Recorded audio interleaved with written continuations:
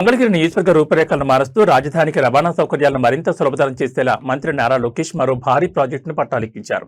మంగళగిరి అమరావతి మార్గంలో ప్రయాణికులకు దశాబ్దాలుగా నరకం చూపిస్తున్న నిడమర్రు రైల్వే గేట్ సమస్యకు శాశ్వత ఎండ్కార్డు వేస్తూ 142 కోట్ల రూపాయల వ్యయంతో నిర్మించనున్న నిడమర్రు ఆర్ఓబి పనులకు కేంద్ర మంత్రి పెమ్మసాని చంద్రశేఖర్తో కలిసి మంత్రి లోకేష్ శంకుస్థాపన చేశారు.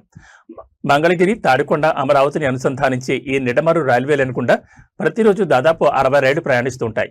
దీనివల్ల రోజుకు పదుల సంఖ్యలో రైల్వే గేట్ పడుతూ కిలోమీటర్ల మేర వాహనాలు నిలిచిపోయి ప్రయాణికులు, ముఖ్యంగా విద్యార్థులు, ఉద్యోగులు గంటల తరబడి ట్రాఫిక్ లో ఇరుక్కుపోయేవారు. నాడు ఎన్నికల ప్రచారంలో నిడమర్రు వాసులకు ఇచ్చిన హామీ ప్రకారం మంత్రి నారా లోకేష్ ఈ ప్రాజెక్టును అత్యంత ప్రతిష్టాత్మకంగా తీసుకున్నారు. కేంద్ర రాష్ట్ర ప్రభుత్వాల సంయుక్త నిధులు 142 కోట్లతో నిర్మించే ఈ ఆర్ఓబి పూర్తయితే నిమిషాల వ్యవధిలోనే రైల్వే ట్రాక్ ను సురక్షితంగా దాటిపోవచ్చు.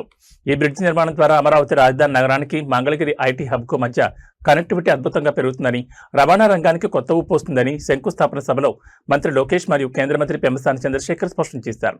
పనులను వేగంగా పూర్తి చేయాలని అధికారులను ఆదేశించారు. దశాబ్దాల నాటి సమస్యను గుర్తించి రికార్డు కాలంలో నిధులు మంజూరు చేయించి శంకుస్థాపన చేసిన మంత్రి లోకేష్ చొరవపై నిడమర్రు మరియు రాజధాని ప్రాంత ప్రజలు హర్షం వ్యక్తం చేస్తున్నారు.